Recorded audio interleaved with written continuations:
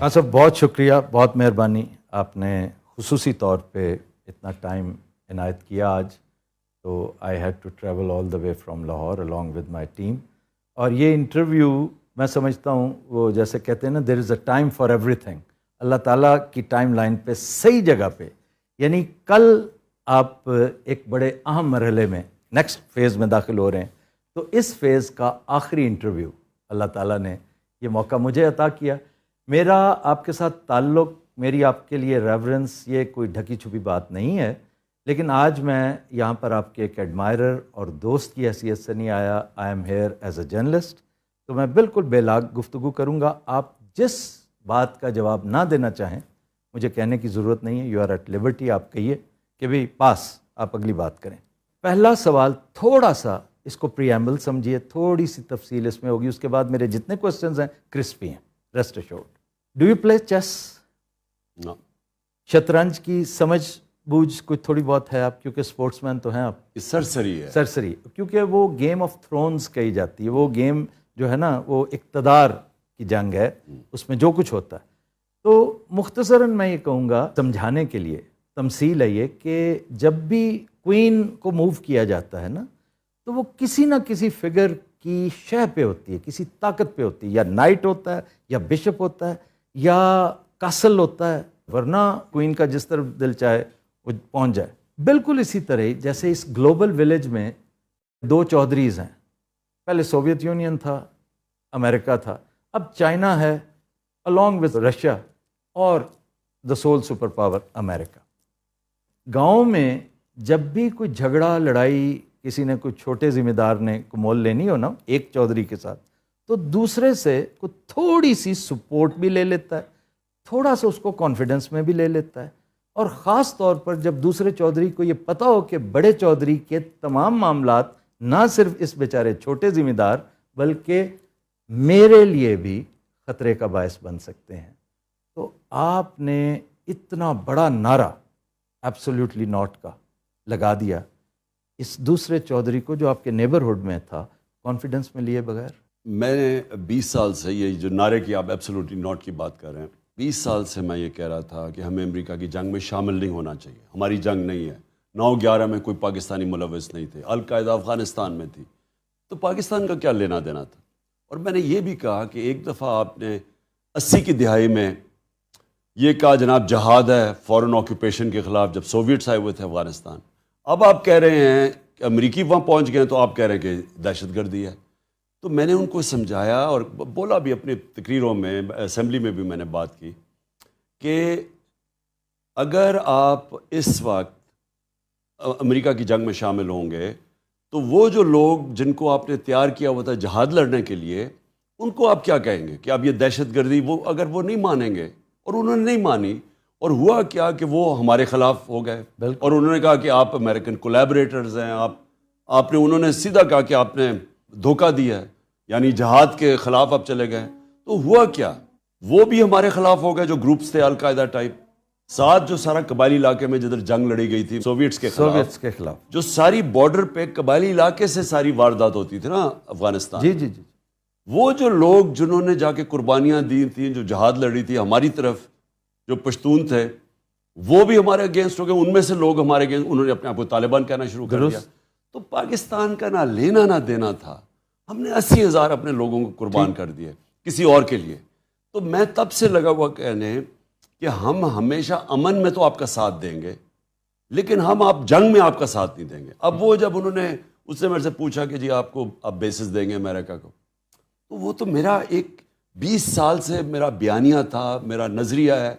मैं समझता हूँ कि पाकिस्तान की एक आज़ाद फ़ॉरेन पॉलिसी होनी चाहिए। आज़ाद फ़ॉरेन पॉलिसी का मतलब कि हमारी फ़ॉरेन पॉलिसी वो हो जो हमारे लोगों के मफादात के लिए हो। हमारी फ़ॉरेन पॉलिसी वो ना हो जो अपने लोगों को किसी और के लिए कुर्बान करो। तो मैं तो, ये तो मेरा एक नज़रिया है।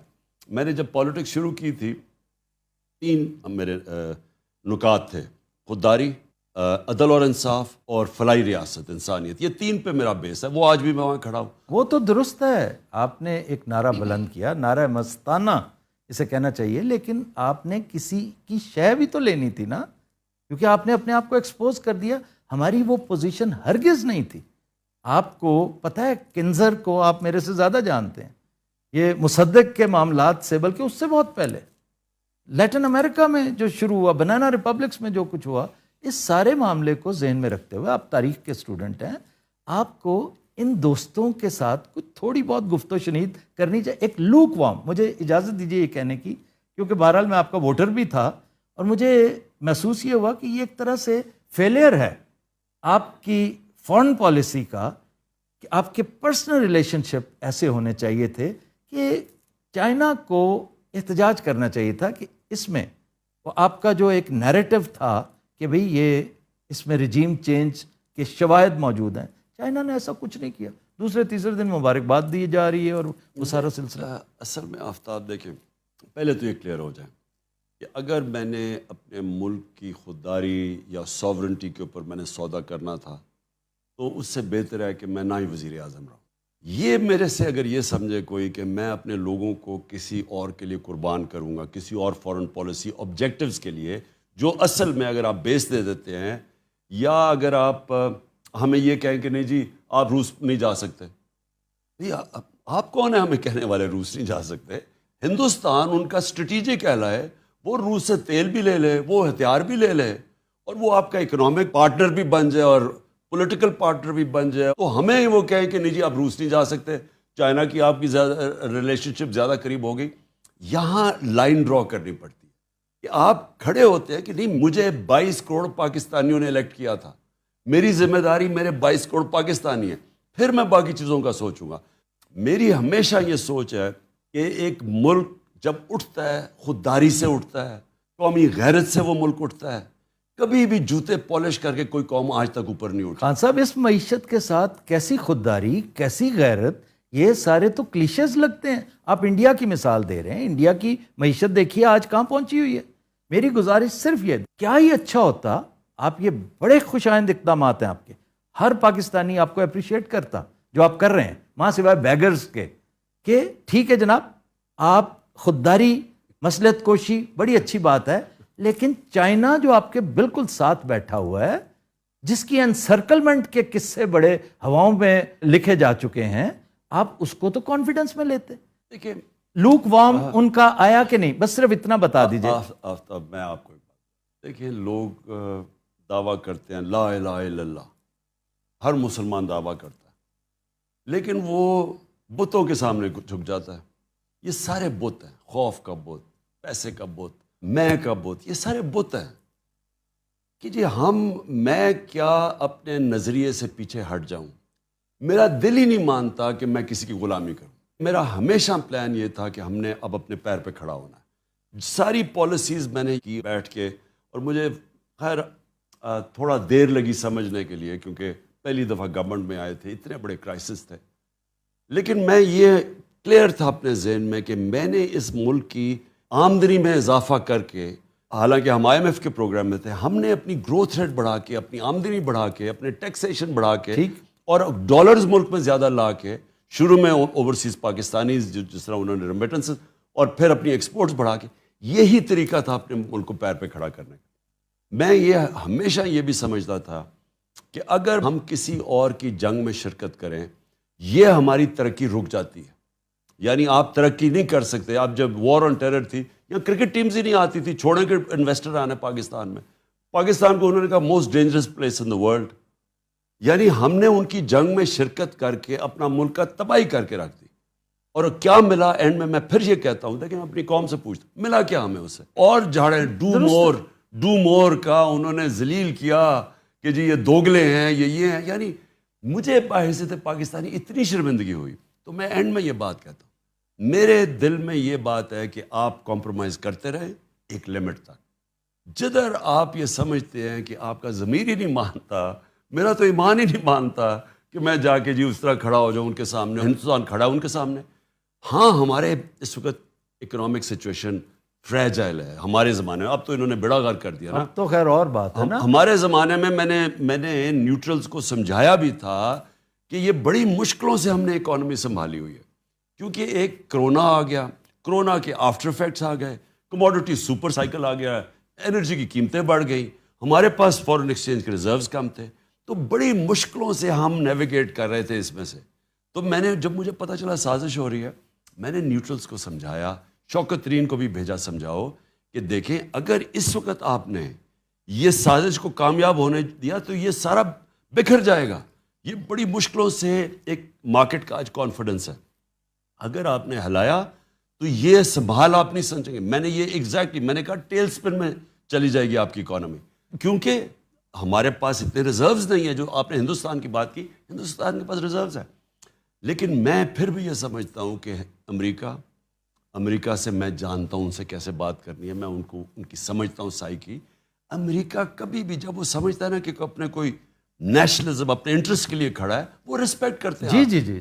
جب آپ ان کے پیر میں گرتے ہیں, جس طرح یہ چیری بلاسم گرا ہوا ہے, ٹرمپ نے آپ کی بڑی عزت کی, میری بالکل ٹرمپ سے بالکل ٹھیک, اور اتنی عزت دی جو پروٹوکول دیا مجھے اس نے. آنے والے دنوں میں اگر آپ پھر سے پرائم منسٹر ہوتے ہیں, پرائم منسٹر صاحب میں قطع کلامی کر رہا ہوں, یہ بتائیے کہ امریکہ کے ساتھ آپ کس طرح کے تعلقات فورسی کرتے ہیں؟ دیکھیں امریکہ سے ہمیں ہمیشہ اچھے تعلقات رکھنے, وہ اس لیے رکھنے چاہیے کہ امریکہ ایک ورلڈ پاور, ہم سب سے زیادہ ایکسپورٹ کرتے. ہمارے جو سب سے امیر پاکستانی ہیں وہ امریکہ میں بیٹھے ہوئے ہیں, جو اوورسیز امریکہ کی جو پاکستانی کمیونٹی ہے وہ سب سے امیر کمیونٹی ہے پاکستانی. ٹرو. تو ہمیں تو ہمیشہ, لیکن دیکھیں اچھے تعلقات اور غلامی میں بڑا فرق. جی. جو وہ میرے سے چاہ رہے تھے نا, وہ غلامی چاہ رہے تھے کہ آپ روس نہ جائیں, آپ جی یہاں بیسز دے دیں. میں اس چیز کے لیے, آپ کو یقین تھا کہ جنگ نہیں ہوگی یوکرائن میں؟ ہاں میں اطلاعات نہیں تھی آپ کو کوئی ایسی؟ نہیں, میں ہمیشہ سمجھتا تھا کہ جنگ نہیں ہوگی. اس کا مطلب ہے آپ کی اطلاعات ہی نہیں, آپ کا نیٹ ورک ہی ٹھیک نہیں. نہیں, یہ بات نہیں ہے. دیکھیں جو جنگ ہے نا, یہ جو پریزیڈنٹ پوٹن نے جو یوکرین میں کی, میں یہ سمجھتا تھا کہ آج کل کے زمانے میں کوئی اس طرح کی جنگ نہیں لڑے گا. پھر جب پریزیڈنٹ پوٹن مجھے ملا, 3 گھنٹے اس نے میری میٹنگ کی, اور ہمیں کیا پتا تھا کہ ہم وہاں پہنچے رات کو تو اگلے دن صبح جنگ شروع ہو جاتی ہے. میں تو بائی دا وے جنگ میں بلیو ہی نہیں کرتا, ہمیشہ ایک مسئلہ حل کرنے جاتے ہیں دوسرے شروع ہو جاتے ہیں. لیکن وہ اس نے پھر مجھے 1 گھنٹہ سمجھایا نقشے سامنے رکھ کے کہ کیوں اس نے یہ کیا. اس نے کہا میں بار بار ان کو بتاتا رہا کہ یہاں نہ آؤ, یہ ہمارے نیشنل انٹرسٹ ہے, کیا ضرورت ہے آپ کو نیٹو کو ہمارے بارڈر پہ آنے کی. اس کا یہ نیریٹو تھا, وہ مغرب کا دوسرا نیریٹو ہے. ٹھیک, ہمیں کیا ضرورت ہے ہم کسی کی سائیڈ لیں, آپ کے ہم کسی نیوٹرل رہیں. خیر خواہ نے نہیں بتایا کہ فی الحال نہ جائیں؟ اصل میں وہ سارے اسٹیک ہولڈر سے ہم بات کر کے گئے تھے, بلکہ میں نے صبح نیوٹرلز کو بھی کال کیا تھا جانے سے پہلے, اور انہوں نے کہا ہم سب نے ڈسکس کیا ہے یہ ٹھیک ٹائم ہے جانے کا, اب کینسل نہیں کر سکتے. اور پھر وہ کیونکہ ہمیں روس کی ضرورت ہے, ہمیں ضرورت تھی تیل کی, ہمیں ضرورت تھی گندم ان سے خریدنی تھی, گیس ان سے لینی تھی, ضرورت تو ہمیں ان سے, فوج کو ان کی ملٹری ہارڈ ویئر لینا تھا, تو ضرورت تو ہمیں تھی. یہ شاہ محمود قریشی صاحب کو کوئی انویٹیشن آئی ہے چائنا سے؟ جی, بلکہ ترکی اور چائنا دونوں سے انویٹیشن آئی. یہ ایک بڑی اہم ڈیولپمنٹ میرا خیال ہے. یہ بھی آپ کے جلسے ولسے دیکھ کے تو نہیں امپریس ہو گئے کہ ایک دم دیکھیے کہ اصل لیڈر تو یہ؟ ان کی ساری ایمبیسیز ہیں یہاں, اور ان کی ایمبیسی سے ان کو پوری رپورٹ جاتی ہے. انہوں نے ساری جگہ کوشش کی پیسے پوسے لینے کی. شہباز شریف آپ کو پتہ ہے پنجاب سپیڈ سے وہ پھر سپیڈ میں پھرا ساری جگہ پیسے لینے کے لیے, اور کہیں سے اس کو ملا نہیں. وہ کیوں نہیں ملا؟ اس لیے نہیں ملا کہ ان ساروں کو پتہ چل گیا کہ جب رجیم چینج ہوئی تو پاکستان کی تاریخ میں کبھی نہیں ہوا کہ لاکھوں لوگ سڑکوں پہ نکلا ہے, ایسا کبھی ہوا ہی نہیں ہے. تو ان ساروں کو جب خبریں گئیں تو انہوں نے کہا کوئی بھی اس کو بیک نہیں کرنا چاہتا اس گورنمنٹ کو جس کی پبلک کے اندر پاپولیرٹی نہیں ہے. تو یہ بہت بڑی, وہ باہر کی دنیا بھی دیکھتی ہے, اور ان کو پھر لگ رہا ہے کہ کوئی عارضی سیٹ اپ ہے. آپ کا ووٹر خان صاحب وہ آپ پر جان نچھاور کرتا ہے, آپ سے بڑی محبت کرتا ہے, لیکن جس انقلاب کی آپ بات کرتے ہیں یہ کہا یہ جاتا ہے کہ وہ اس کے لیے تیار نہیں ہے, وہ اس کی قیمت ہے, کیونکہ انقلاب ایک بڑی خطرناک چیز ہے. تبدیلی, ایوولوشن, ریولوشن, یہ مختلف چیزیں ہیں. آپ انقلاب مانگتے ہیں, قوم انقلاب کے لیے تیار نہیں. دیکھیں کتنی مہنگائی ہوگی, کس قدر ذلت اور رسوائی ہوگی, لیکن کیا آپ ہی کال دیں گے تو یہ باہر آئیں گے؟ اگر انہیں تبدیلی, چینج, عزت, انقلاب چاہیے ہوتا تو آپ کی کال کی محتاجی نہیں ہونی چاہیے تھی. آفتاب کل میں نے کال دی ہوئی ہے, وہ تو آپ نے دی نا, سارے پاکستانیوں کو. یہ آئیں گے باہر, اس میں کوئی شک نہیں. اتنی زیادہ مہنگائی کر یہ خود کیوں نہیں نکلتے؟ مجھے میں کیوں میں ساروں کو کہہ رہا ہوں میں کیوں کہہ رہا ہوں پہلے میں یہ واضح کر دوں. انہوں نے بار بار ہمارے 3.5 سال میں کہا کہ جی مہنگائی میں لوگ تباہ ہو گئے, مہنگائی اتنی ہو گئی. ہم ان کو کہتے بھی رہے کہ کرونا کے بعد سپر سائیکل آ گیا, دنیا میں قیمتیں بڑھ گئی ہیں, عالمی مہنگائی ہے. ہمیں کہے جی آپ نے 4 روپے پٹرول کی قیمت بڑھا دی, اور شور میں جائے. وہ بلاول صاحب اس نے پوری مہنگائی مارچ کر دی. وہ اور بات ہے کہ وہ لوگوں کو یاد ہے کام پہ ٹانگنے والی مارچ, اور وہ روپیہ خرچ کر دیا اس نے یہاں پہنچانے کے لیے کہ جی وہ مہنگائی ہوگی بہت. تو ان کا سارا جو وجہ تھی یہ سازش کی, جو انہوں نے پبلکلی ڈکلیئر کی, وہ مہنگائی تھی کہ بہت مہنگائی کر دی. ٹھیک جی, انہوں نے جو منہ کھولتا فضل الرحمان لانگ مارچ آئے تو وہ پہنچ گیا مہنگائی ہے, یہ کہتے ہیں مہنگائی ہے. تو اب جب ان کو حکومت ملی تو انہوں نے تو 2 مہینے میں وہ مہنگائی کر دی جو ہم نے 3.5 سال میں نہیں کی. تو بیچارے پھنس گئے. ہم نے 50 روپے ڈیزل بڑھایا تھا اپنے 3.5 سال میں, اور ہم نے 55 روپے پٹرول بڑھایا تھا. انہوں نے 85 روپے پٹرول بڑھا دیا اور 110 روپے ڈیزل بڑھا دی. اتنی مہنگائی 2 مہینے سے کم میں کبھی ہوئی نہیں پاکستان کی تاریخ میں. بجلی تقریباً دگنی کر دی, کوئی شک نہیں, سب کو پتہ. اچھا, اور ساری چیزیں مہنگی ہو گئی. تو سوال اس کا یہ ہے کہ اگر آپ مہنگائی روکنے کے لیے آ رہے تھے اور آپ نے یہ سازش, بیرونی سازش میں حصہ لے کے گورنمنٹ کو گرایا ہے, تو اب مہنگائی آسمانوں پہ پہنچ گئی ہے. کون ذمہ دار اس کا؟ اچھا, کہتے ذمہ دار ہم ہیں, مجھے کہتے ہیں میں ذمہ دار ہوں. میں ان سے سوال پوچھتا ہوں کہ اگر میں ذمہ دار تھا تو آپ کو ضرورت کیا پڑی تھی گورنمنٹ گرانے کی؟ مجھے پھر ذمہ داری اٹھانے دیتے. یعنی اگر یہ مہنگائی ہو رہی تھی, میں بیٹھا ہوا تھا, وہ ڈر گئے تھے نا کہ آپ کہیں مزید نیچے نہ لے جائیں اسے. نہیں, ان کا خیال تھا کہ شہباز شریف, یہ دیکھیں یہاں بھی سوچ کی غلطی ہو جاتی ہے. شہباز شریف کا امپریشن تو خان صاحب یہی تھا, شہباز اسپیڈ, کہ he will deliver. Unfortunately he could not. دیکھیں انہوں نے کہا کہ یہ بارودی سرنگیں میں چھوڑ گیا ہوں, تو میں نے تو اگر میں یہ تھا تو میں اسٹیبلشمنٹ کو کیوں کہتا کہ اگر تم نے گورنمنٹ اس وقت ہٹائی یہ سازش کے تحت جو ہو رہی ہے ہمارے خلاف, اور نیوٹرل رہ گئے اور گورنمنٹ چلی گئی, تو یہ بکھر جائے گا, یہ اکانومی نہیں سنبھالی جائے گی. تو میں اسے کیوں بتا رہا تھا؟ اگر مجھے اس لیے کہ مجھے ملک کا فکر تھی, نہیں تو مجھے کہنا چاہیے تھا کہ ٹھیک ہے آنے دو ان کو. ایک تو میں یہ کہنا چاہتا ہوں کہ یہ مجھے پتا تھا کہ بڑی مشکلوں سے ہم سنبھال رہے ہیں, اور مجھے پتا تھا ان سے نہیں سنبھلنی, کیونکہ شہباز شریف کی جو ساری ڈیولپمنٹ ہوئی ہے نا, وہ صرف اشتہاروں میں ہوتی ہے. اشتہار اٹھاتے تھے تو ادھر ایک طرف نواز کی تصویر, ایک طرف شہباز کی. 50 ارب روپے کے اشتہار دے دیے کہ یہ کر دیے, وہ کر دیے, وہ کر دیے. تو وہ آج قوم کے سامنے, اللہ کا شکر ادا کرتا ہوں, وہ سچ کا خدا ہے, الحق ہے, اس نے سب کے سامنے لے آیا کہ جس وہ 7 بجے صبح اٹھ کے کام پہ پہنچ جاتا شہباز شریف. اب وہ 7 بجے اٹھ کے کام پہ پہنچنے سے اگر ملک ٹھیک ہو جاتا تو بسم اللہ, 7 بجے اٹھ جاتا. میرا مالی 6 بجے اٹھتا, صبح شروع ہو جاتا ہے کام کرنے. اگر یہی کرائیٹیرین ہے کہ اس نے ملک ٹھیک کرنا تھا, آج سارے اکنامک انڈیکیٹرز, آج پاکستان کی موڈیز نے ہمیں ڈاؤن گریڈ کر دیا نیگیٹو پہ.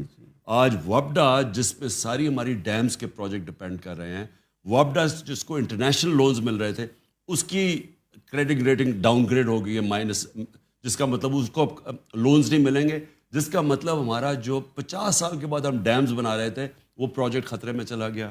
آج جو ہماری انفلیشن ہے, جو مہنگائی ہے, وہ جب لیٹسٹ فگر آئی ہیں یہ تقریباً 30% پہ پہنچ گئی ہے. اور پھر 30% کا مطلب کہ تقریباً لوگوں کی سب چیزیں دگنی ہونے والی ہیں. اور ابھی جو روپیہ گرا ہے 30 روپے ڈالر مہنگا ہوا ہے, یعنی روپیہ 30 روپے ڈالر کے بنسبت گرا ہے. اس کا کیا مطلب ہے؟ اس کا مطلب ہے کہ ابھی مزید اور طوفان آنے والا ہے مہنگائی کا, کیونکہ جیسے جیسے یہ اس کا افیکٹ جائے گا ڈیویلیویشن کا, تو ساری چیزیں جو ہم باہر سے لیتے ہیں وہ اور مہنگی ہو جائیں گی. صاحب خرم دستگیر نے جو گفتگو کی ہے اس سے سرزد ہوگی ہے, جو اس نے جو بادشاہی کی ہے اس حوالے سے. خرم دستگیر نے سچ بول دیا ہے, جو کہ میں پہلے دن سے سرزد ہوا ہے اس سے. جب میں گورنمنٹ میں آیا تھا, آپ میری پہلی تقریر سن رہے ہیں جب انہوں نے مجھے بولنے نہیں دیا, اور مجھے پتا تھا بلیک میل کر رہے ہیں, اور میں نے پہلے دن کہا کہ جو مرضی کر لو, میں تمہیں NRO نہیں دوں گا. پہلی میری تقریر تھی اسمبلی کے اندر, انہوں نے مجھے شور مچا دیا, بات نہیں کرنے دی, بلیک میل کر رہے تھے. نہیں, میں جب سے آیا ہوں ان کا صرف ایک کوشش تھی کہ کسی طرح NRO دے دو. مشرف نے ان کو NRO دیا اپنی کرسی بچانے کے لیے. جنرل مشرف نے کیوں NRO دیا کیونکہ جب اس کو خطرہ ہوا کہ ایک وہ وکلا کی موومنٹ چل پڑی ہے، اور دوسری چیز امریکنوں نے کونڈولیزا رائس نے بیٹھ کے بے نظیر اور جنرل مشرف کی میٹنگ کروائی اور این آر او دلوایا، ریکنسیلیشن اور این آر او دلوایا، اور دونوں نے ان کے سارے کرپشن کے کیسز معاف ہو گئے جو انہوں نے دو دفعہ ان کی گورنمنٹ کرپشن پہ گئی تھی، وہ سب معاف ہو گئے، یہ پھر سے آ گئے۔ اس کے بعد 10 سال انہوں نے پھر لوٹا، کیسز ان کے بنے ان کے دور پہ، 95% کیسز تو ان کے دور کے کرپشن کے بنے ہوئے تھے، اور میرے پہ پہلے دن سے شروع ہو گیا کہ این آر او دے دو۔ میں ان کو کہا، میں نے کہا گورنمنٹ چلی جائے گی، میں کبھی تمہیں این آر او نہیں دوں گا۔ اور وہ انہوں نے جو آج فیٹف کے اندر پاکستان انشاءاللہ نکل جائے گا، میں آپ لوگوں کو ریمائنڈ کروا دوں کہ انہوں نے جب ہم نے لیجسلیشن فیٹف کے لیے اسمبلی میں رکھی تو انہوں نے کہا ہم تب پاس کریں گے جب ہمیں این آر او دو، نیب کو ختم کرو، جو آج انہوں نے نیب کو کیا۔ انہوں نے تب مجھے بلیک میل کرنے کی کوشش کی، میں تب بھی اڑ گیا، میں کہا جو بھی کرو گے میں نے تمہیں این آر او نہیں دینا، کیونکہ یہ ملک سے غداری ہے۔ آپ بڑے بڑے ڈاکوؤں کو اربوں روپے کی کرپشن معاف کر رہے ہیں، جیلوں میں بیچارے چھوٹے چور، بھینس چوری، موٹر سائیکل، وہ سارے جیلوں میں گل سڑ رہے ہیں، جن کی چوری سے ملک کو کوئی فرق نہیں پڑتا، ان کی چوری سے ملک تباہ ہو جاتا ہے۔ جی اور آپ پہلے اربوں روپے چوری کرتے ہیں، پھر باہر ملک سے بھیجتے ہیں، دگنا نقصان کرتے ہیں، ڈالرز کے اوپر روپے پہ پریشر ڈالتے ہیں، تو لہٰذا میں نے تو کبھی نہیں ان کو دینا تھا۔ خرم دستگیر کے منہ سے اب آ گیا کہ ہم نے اس لیے یہ کیا ہے کہ عمران خان نے اور ججز رکھ کے تو ہمارے جو کیسز ہیں وہ جلدی بھگتانے تھے اور ہم نے جیلوں میں چلے جانا تھا، اس لیے ہم نے اس کو ہٹایا۔ خرم اگر آپ کا وزیر ہوتا تو اس قصور پہ آپ کیا کرتے؟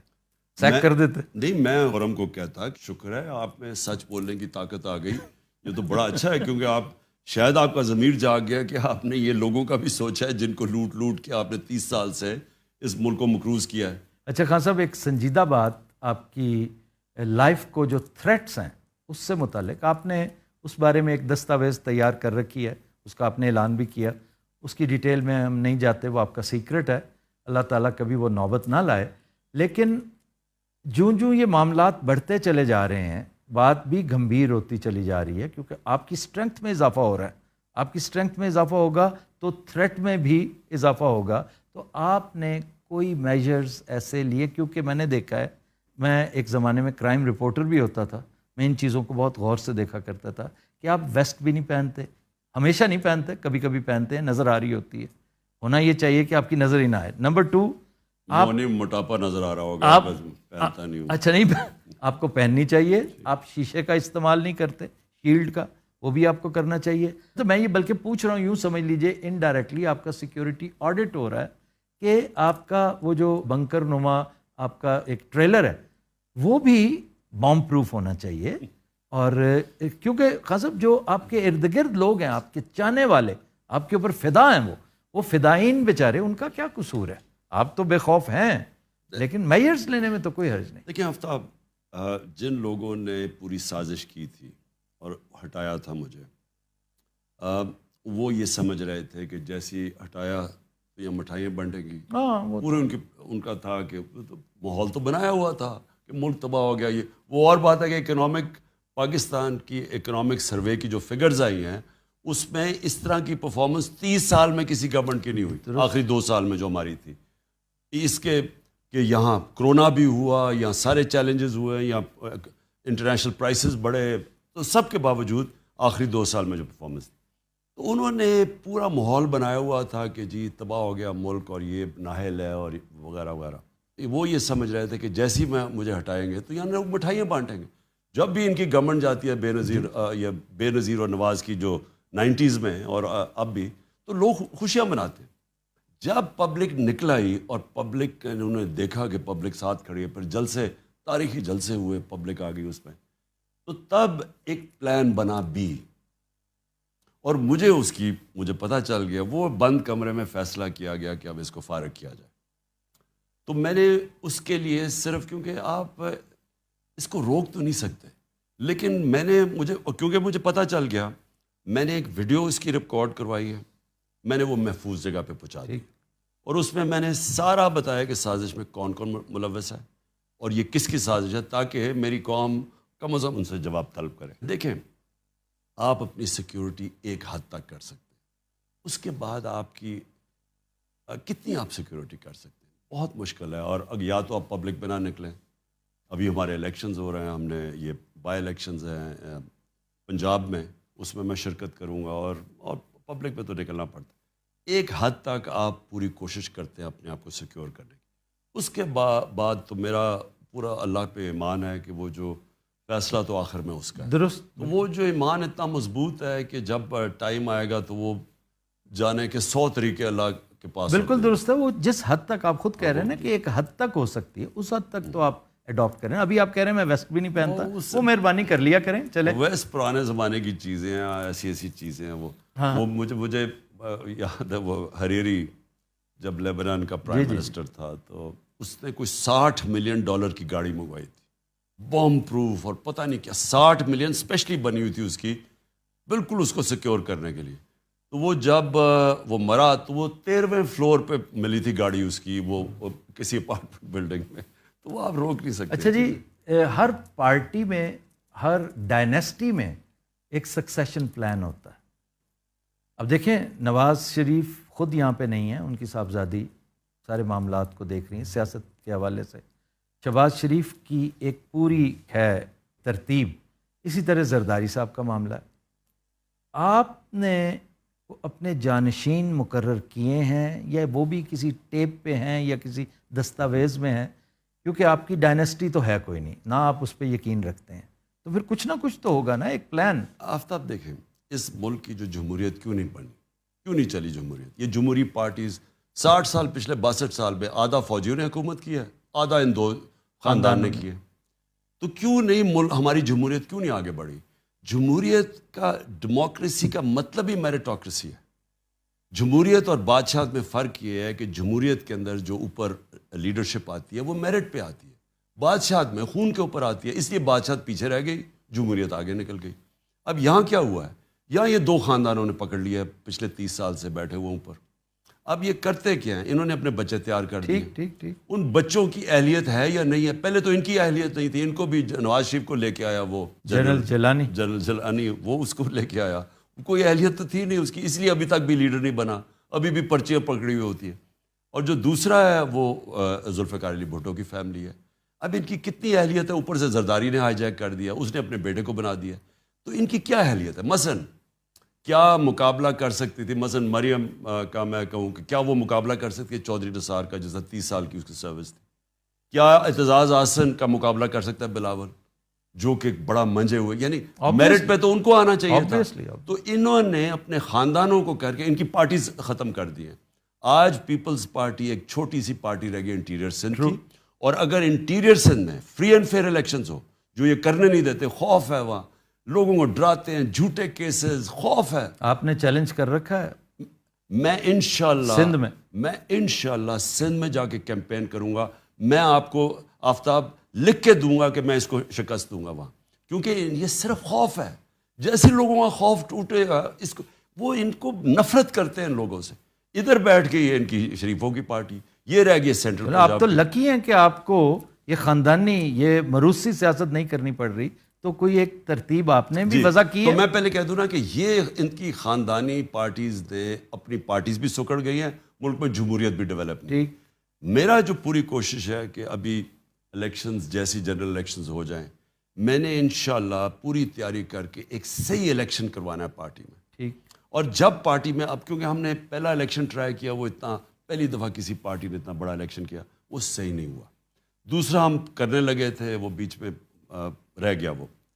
اب جو الیکشن, اب جو ہم نے اپنی ایکسپیرئنس سے سیکھا ہے, یہ جو اب الیکشن ہوگا, یہ اصل میں اس پارٹی کی لیڈرشپ اوپر لے کے آئے گا.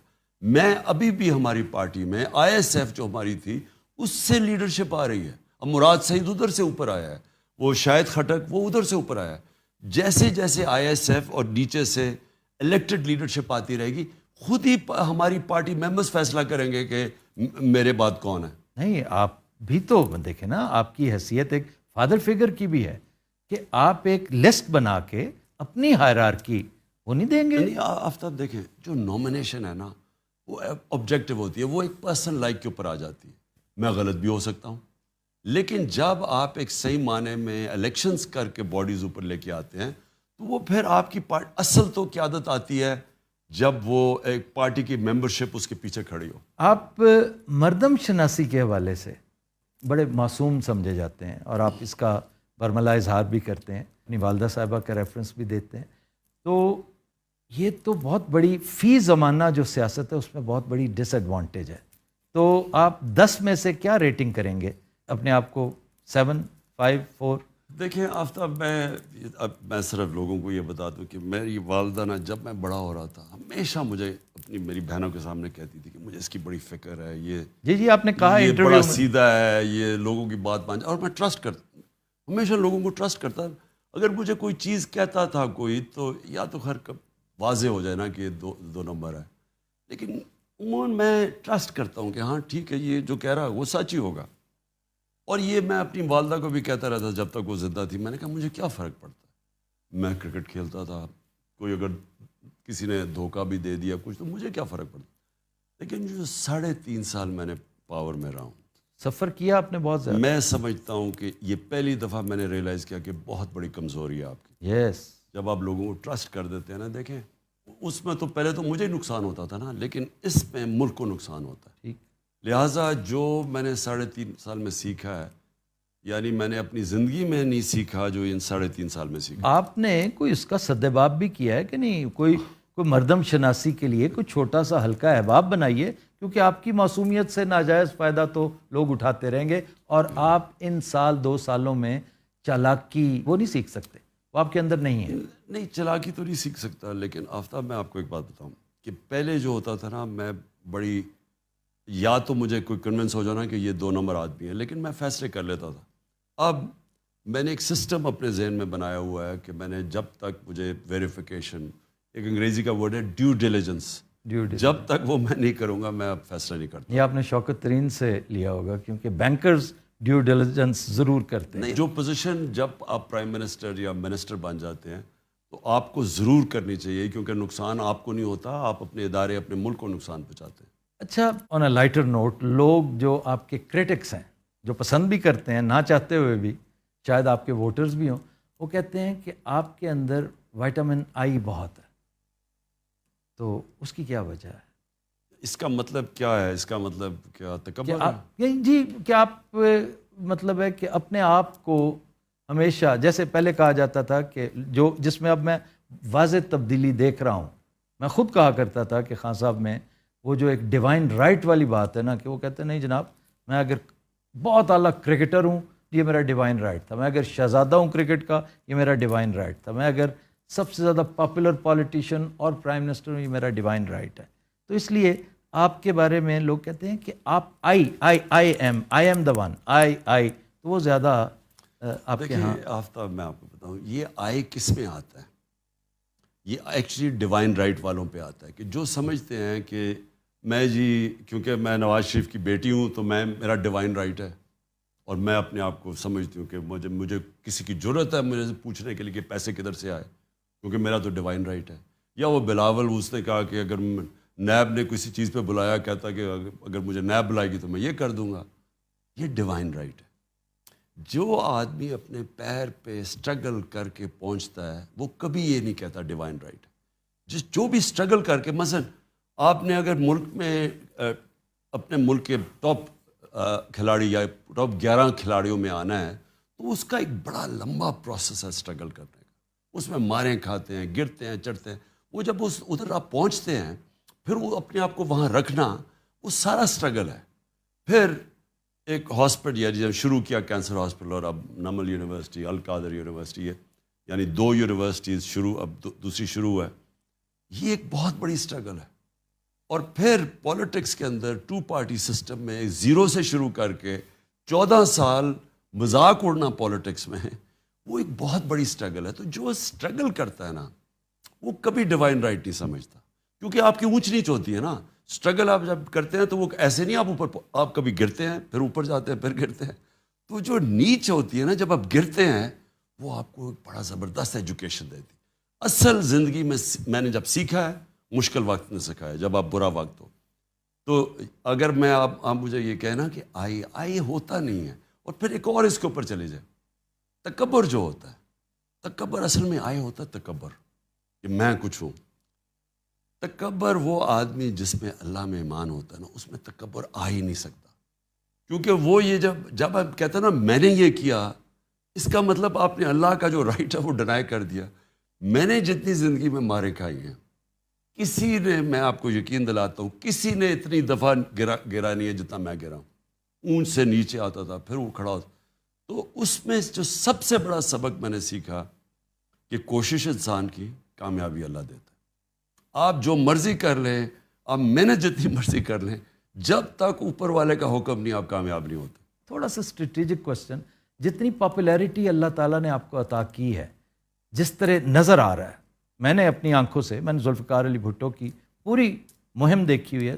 میں بہت چھوٹا تھا لیکن میرے والد چونکہ پیپلز پارٹی کے فاؤنڈنگ ممبرز میں سے ایک تھے, تو ہم نے غور سے دیکھا ہے یہ اس کو ایک طرح سے سرپاس کر گئی ہے آپ کی پاپولیرٹی. اور جو لوگوں کا بھی بیانیہ ہے نا کہ آپ کے ساتھ زیادتی ہوئی ہے, کچھ لوگ ایسے ہی خواہ آ کے کھڑے ہو گئے ہیں آپ کے ساتھ, تو آپ کو اتنا زیادہ تشکر اور سرشاری کی کیفیت جو اللہ تعالیٰ نے آپ کو عطا کر رکھی ہے, اس کے بعد میٹر کرتا ہے کہ آرمی چیف کوئی بھی ہو, جو مرضی آ جائے. آپ یقین کریں میرے کبھی ذہن میں بھی آرمی چیف نہیں آیا. میں نے تو کبھی سوچا ہی نہیں آرمی چیف کا. اب تو اکا ہی نہیں آنا چاہیے, کوئی بھی ہو. میں تو بات کر رہا ہوں جب میں پرائم منسٹر تھا, میں نے تو کبھی سوچا یہ سارا یہ جو وہ دستگیر وہ ہو جی نومبر میں آرمی چیف بٹھانا تھا, یہ وہ لوگ کرتے ہیں جو کنٹرول کرنا چاہتے ہیں, جو اداروں کو کنٹرول کرتے ہیں, جو فوج کو کنٹرول کرتے ہیں. جنرل فیض کو بہت ایسوسیٹ آپ کے ساتھ کیا جاتا تھا, وہ آپ کے ساتھ کچھ ضرورت سے زیادہ پیار محبت کا اظہار کرتے رہے, بعض لوگوں کو بدہضمی ہوتی تھی. آفتاب یہ فیکچولی غلط ہے. جنرل فیض تھا I S I chief. I S I chief کو ہوتا ہے پرائم منسٹر سے ڈائریکٹ ریلیشن شپ اس کی. میں تو اور کسی فوجی کو جانتا ہی نہیں تھا, میں تو کسی اور جنرل کو نہیں جانتا, میری تو ان سے انٹریکشن کسی سے نہیں ہے. بلکہ میرا تو یہ تھا کہ جنرل باجوہ کو میں نے کہا تھا کہ آپ مجھے ریکمینڈ کریں کیونکہ آپ کی فوج ہے, آپ جانتے ہیں. یہ جو خوف تھا مخالفین کو کہ جناب میں کوئی سفارش کر کے کوئی لاؤں, کیونکہ مجھے کوئی ڈر ہے کہ جی اگر آرمی چیف میرا نہ ہوا تو پتہ نہیں ملک کی چلے. یہ نواز شریف ٹائپ لوگوں کو فکر ہوتی ہے, انہوں نے کرپشن کی ہوتی ہے, ان کو ڈر سارا وقت ہوتا ہے کہ ان کے پیسے نہ پکڑے جائیں, ان کو ایک آرمی چیف چاہیے جو ان کی سارا وقت ساتھ کھڑا ہو, بلکہ وہ چاہتے ہیں جو فوج ہے وہ پنجاب پولیس بن جائے. میرا کبھی یہ ایشو نہیں, نہ میں نے کبھی جوڈیشری میں انٹرفیئر کیا, نہ میں نے کبھی کسی سے پولیس سے کوئی انتقامی کارروائی کروائی, نہ میں نے نیب میں انٹرفیئر کیا, نہ میں نے کوشش کی کہ کوئی بھی ایف آئی اے کے ذریعے جھوٹا کیس نہ ہو, صرف جو کہ کرپشن کے کیسز تھے بڑے بڑے ان کے اوپر.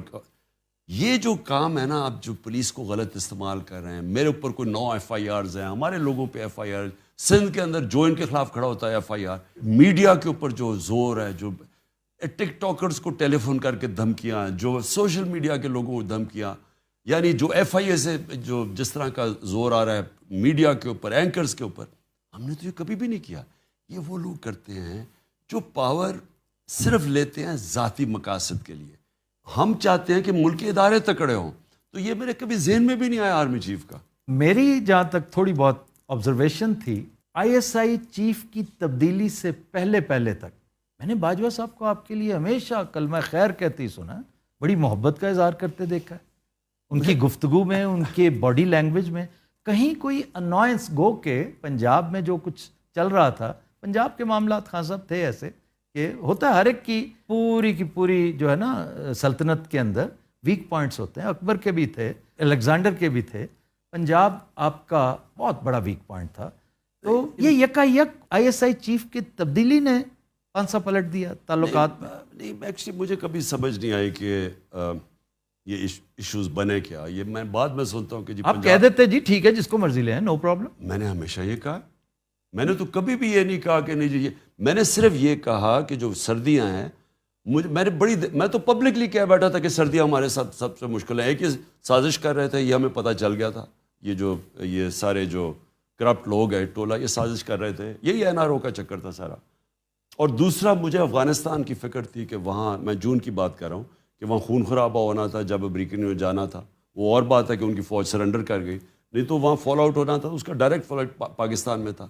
تو میرا دوسرا تھا. اور ابھی بھی جو دہشت گردی ہوئی ہے ہمارے بڑے فوجوں نے قربانی دی ہے یہ پچھلے 6 مہینے میں, تو میرا وہ ایشو تھا. میں صرف اس کو چاہ رہا تھا کہ سردیوں میں وہ جنرل فیض رہے. میرا یہ کبھی بھی سوچ نہیں تھی کہ جناب اگلا آرمی چیف کون ہوگا. وہ نومبر تو بہت دور تھی میرے لیے. خان صاحب آخری بات، یہ سوال بھی ہے اور ایک طرح سے پیغام بھی. میں چاہوں گا کہ آپ ہمیں انکریج کرنے کے لیے بتائیں کہ یہ جو زبوں حالی ہے، یہ جو بدحالی ہے، معیشت جس طرح زمین دوز ہو چکی ہے، نوز ڈائیو کر چکی ہے، کل کلاں آپ پھر سے پرائم منسٹر بنتے ہیں تو آپ سمجھتے ہیں کہ آپ اس کو ہینڈل کر لیں گے؟ پہلے تو آفتاب ان کا یہ جب 97 سے 99 تک آئے تھے نون لیگ، آپ ذرا پوچھیں کہ ان کی کیا چھوڑ کے گئے تھے. تب بھی یہ بڑا خسارہ چھوڑ کے گئے تھے، تب بھی ان کی کوئی ایکسپورٹس نہیں بڑھی. دیکھیں دولت تو تب بڑھتی ہے جب ایکسپورٹس بڑھتی ہے. ٹھیک، ان کے دور میں نہ تب ایکسپورٹس بڑھی. اس باری جو 5 سال گزارے تب نہ ایکسپورٹس بڑھی. اور آپ نے ایکسپورٹس واقعی بہت اوپر لے گئے. سو ان کا ہمیشہ دور آتا ہے، یہ مال خود بناتے ہیں، ہر چیز غلط لوگوں کو اپوائنٹ کرتے ہیں، سارے ادارے تباہ کرتے ہیں. یہ نا ہمیشہ مخالفین کے خلاف FIRs اور خوف کے ذریعے یہ حکومت کرتے ہیں. ان کے اندر نہ کوئی ڈیموکریسی ہے. تو یہ جب آئے تھے اس باری، یہ کیوں کوئی سمجھ رہا تھا کہ کوئی اب جب آئے کہ کوئی بدل جائے گا؟ ان کی کوئی اہلیت نہیں ہے، نہ انہوں نے آج تک کبھی کیا ہے. ان کے ماضی اٹھا کے دیکھ لیں. اگر ہم پہلی دفعہ حکومت بنی ہو اور پچھلے 2 سال میں ہماری جو اکنامک پرفارمنس ہے وہ 30 سال میں سب سے بہتر ہے، تو ہم تو پہلی دفعہ آئے تھے. یہ تو بڑے تجربہ کار تھے. تو یہ ایکسپوز ہوئے ہیں. ان کا ساری دنیا کو آج پتہ چل گیا کہ نہ کوئی پنجاب سپیڈ تھی نہ کوئی. وہ درست ہے، بالکل درست. تو اب جو آپ بات کر رہے ہیں نا، اب مجھے نہیں پتا ریسیپی کیا آپ کے پاس؟ مجھے نہیں پتا کہ کدھر یہ چھوڑ کے جائیں گے، کیونکہ ملک تو جا رہا ہے اب ایسے. مجھے خوف ہے کہ یہ ڈیفالٹ کی طرف نہ چلا جائے. مجھے یہ خوف ہے کہ یہ ادھر تک نہ چھوڑ دیں کہ ہمارے ملک اس سطح پہ پہنچ جائے کہ جنہوں نے ہمیں اگر بیل آؤٹ کروانا ہو تو وہ ہمارے سے وہ قیمت ڈیمانڈ کریں جو ہماری نیشنل سیکیورٹی اور ہماری ساورنٹی کے اوپر. ایسٹس، ساورنٹی نا، ایسٹس کا مطلب ساورنٹی. جی ایبسلیوٹلی. مجھے وہ خوف ہے کہ یہ جس طرح جا رہے ہیں اب ان کے پاس تو کوئی نہ روڈ میپ ہے نہ پلان ہے. صرف کہ امریکہ، وہ امریکن ایمبیسڈر کے پاس پہنچ گئے کہ جی ہماری خدا کے واسطے مدد کریں. آپ آج اگر کال دیں، مطلب آپ کو اللہ وہ پوزیشن دے، آپ اس جھنڈے کے سامنے بیٹھے ہوں، آپ کی کال پہ آپ سمجھتے ہیں کہ آپ اگر ایک دفعہ کہیں کہ 60% ریڈکشن ہر انڈیویجول اپنی کنزمپشنز میں، چائے ہو، ایڈیبل آئل ہو، فاسل فیول ہو، الیکٹریسٹی ہو اور نیشنل سیونگز، تو کیا آپ سمجھتے ہیں کہ اس کو رسپونڈ کریں گے؟ یہ دیکھیں آفتاب، میں یہ سمجھتا ہوں کہ یہ جو جب سے 2 مہینے پہلے جب مجھے گورنمنٹ سے نکالا، تو میں یہ سمجھتا ہوں کہ ان 2 مہینے میں جو میں نے دیکھا ہے، پہلی دفعہ میں نے دیکھا کہ پاکستان ایک قوم بننے جا رہی. کیونکہ میں نے جس طرح کے طبقوں کو دیکھا ہے، شرکت کی ہے، جس طرح کے میں نے جلسوں میں پبلک نکلتے دیکھی ہے، اور انشاءاللہ کل پبلک نکلے گی یہ مہنگائی کے اوپر، میں یہ سمجھ رہا ہوں کہ جو اسی طرح ہم ایک قوم بن گئے تو پھر کوئی چیز مشکل نہیں ہے.